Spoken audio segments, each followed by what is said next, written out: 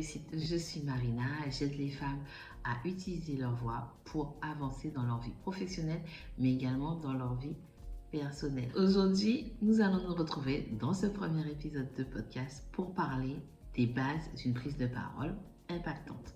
Peut-être que lorsque tu prends la parole, ne serait-ce qu'en réunion, tu te rends compte des fois que on ne t'écoute pas ou l'information que tu as donnée, tu dois la répéter une demi-heure après. Ça se travaille et on va le faire aujourd'hui. On va donc voir l'importance de l'impact. Avoir de l'impact, c'est savoir faire passer son message, que ce soit dans la vie personnelle ou dans la vie professionnelle. Dans la vie personnelle, quand tu es une mère de famille, que tu t'adresses à ton enfant, tu veux qu'il t'écoute. Tu veux qu'il y ait un échange. Et pour qu'il y ait un échange, il faut qu'il t'écoute. Et donc, c'est ton impact, c'est que tu puisses passer ton message. Cet exemple est aussi applicable dans la vie professionnelle. Quand tu es dans une réunion et que tu dois passer des messages, tu veux que tes interlocuteurs retiennent certains messages. C'est quel est l'impact que tu vas avoir. Avoir de l'impact, c'est pas quelque chose qui est inné. On n'est pas en se disant, mais moi je sais avoir de l'impact quand je prends la parole. C'est pas vrai. C'est une compétence qui se travaille petit pas par petit pas.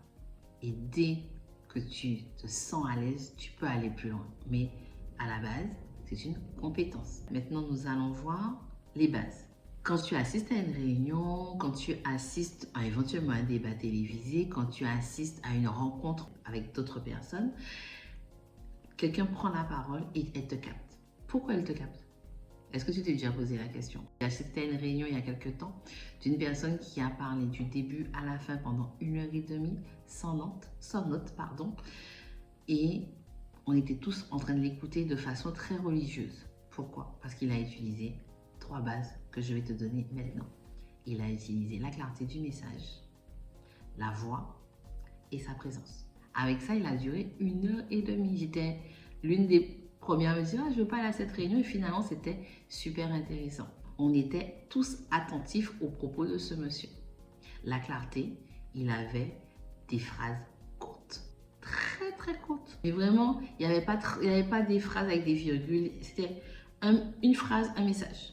Parce que son but c'était surtout de nous faire comprendre des propos techniques. Quand tu seras à sa place, à la place de cette personne qui veut capter l'attention, tu peux demander qu'est-ce que je veux que mon interlocuteur retienne là, tout de suite, maintenant. Avec quoi il va partir à la fin de la conversation, à la fin de l'échange.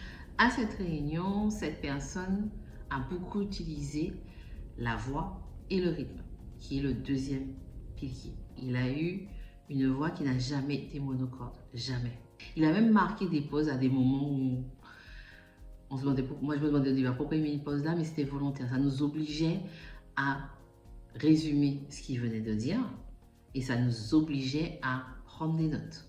Donc, en fonction de ton intervention, de l'échange que tu auras, tu peux marquer des pauses à des moments bien précis pour bien marquer tes propos. Ça, c'est important. Et marquer des silences ne veut pas dire que tu ne sais pas ce que tu vas dire après. Justement, le fait de marquer un silence, tu capte à nouveau l'attention de ton auditoire. Ce que tu peux utiliser de façon générale, c'est de t'entraîner à voix haute. Parce que son discours, je ne vais pas te le cacher, il était clair et on voit que c'est un discours qui avait été hyper rodé avant la présentation qui nous a été faite.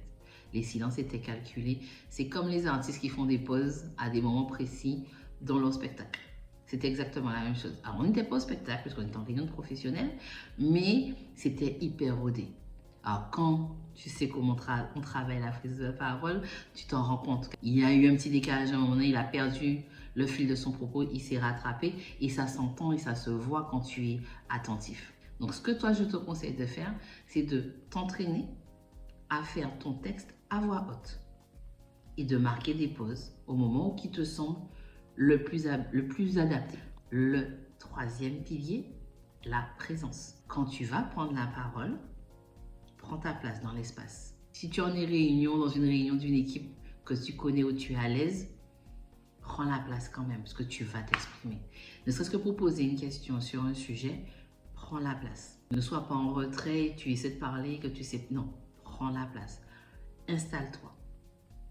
C'est ton moment. Que ce soit dans la vie perso ou dans la vie pro, c'est ton moment. Donc, prends la place. Regarde l'ensemble de tes interlocuteurs. Si tu es dans un jury de concours, par exemple, tu balayes tout le monde. Tu ne regardes pas qu'une seule personne et tu te concentres. Non, tu balayes tout le monde, tout ton auditoire. Si tu fais une présentation comme la personne dont j'ai parlé précédemment, en début de session, il a salué quasiment chacun d'entre nous. Ça fait bizarre parce qu'on était une vingtaine, donc ça fait un petit moment où on attend tous pour dire bonjour, se présenter, mais il a capté notre attention. Tu peux aussi, avant d'entamer ton propos, avant d'entamer ta présentation, faire silence. Ce qui permet aux gens autour qui éventuellement chuchoteraient, tout le monde s'arrête puisqu'il n'y a plus personne qui parle. Mais prends ta place. Comme je l'ai dit précédemment, avoir de l'impact lors d'une prise de parole, on ne naît pas avec. Ça s'apprend. Donc, comme toute compétence qui s'apprend, on y va au fil de l'eau, petit pas par petit pas. Donc, ce que tu vas faire, tu vas commencer par une phrase. Une question à poser lors d'une réunion d'équipe. Alors, il n'y a pas de question bête. La réunion, là, tu veux poser ta question, tu poses ta question. Tu veux avoir une réponse et une abréviation que tu vois passer tous les jours, mais tu sais toujours pas ce que c'est. Tu prépares ta petite question sur une feuille. Et le jour J, tu l'as dit. Donc, tu te prépares au préalable à le dire régulièrement à voix haute, pas dans ta tête, à voix haute, pour que tu t'habitues à l'articuler. Et le jour J, tu poses ta question. Elle est reçue comme elle est reçue. Toi, tu as fait ton challenge, tu as posé ta question. La fois d'après, tu poses à 2 phrases, à 3 phrases. Et après, tu fais une présentation avec de l'impact parce que tu l'auras préparé. Pour moi, la base de toute prise de parole, c'est la préparation en amont. Une prise de parole sans préparation, des fois, c'est un peu, on va dire, un peu bancal. Alors qu'une prise de parole qui est préparée, qui est répétée, qui est organisée, a tout de suite de l'impact. Et en général, c'est plutôt un impact positif parce que comme tu t'es entraîné au préalable, tu sais où va être le silence, qu'est-ce que tu veux mettre en exergue, qu'est-ce que tu veux, ce sur quoi tu veux aller un peu plus vite pour éventuellement passer après à des questions avec tes interlocuteurs. Mais ta prise de parole, quelle qu'elle soit, personnelle ou professionnelle, il est préférable de la préparer. Je ne dis pas qu'il faut faire des prises de parole préparées quand on est en conversation avec les copines ou avec les enfants sur le bout de la table au dîner. Mais quand tu as un message spécial ou particulier à faire passer, essaie de préparer ta prise de parole. Et c'est encore mieux de le faire avec des membres de ta famille ou dans un milieu où tu te sens safe au départ avant de passer dans un milieu professionnel où tu seras peut-être moins à l'aise. Pour conclure cet épisode, je vais te rappeler que l'impact, on ne naît pas avec, c'est une compétence qui s'acquiert. Il te faut un message clair, une voix avec du rythme et une présence. Prends la place. J'espère que cet épisode et ces 3 piliers t'ont plu. Il y aura d'autres développements prochainement. Tu peux partager cet épisode avec une amie ou une collègue qui a besoin de prendre la parole mais qui hésite et qui ne sait pas trop, qui n'est pas vraiment à l'aise avec le sujet.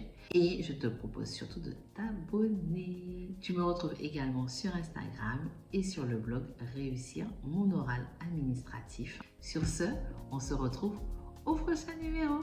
Bonne journée!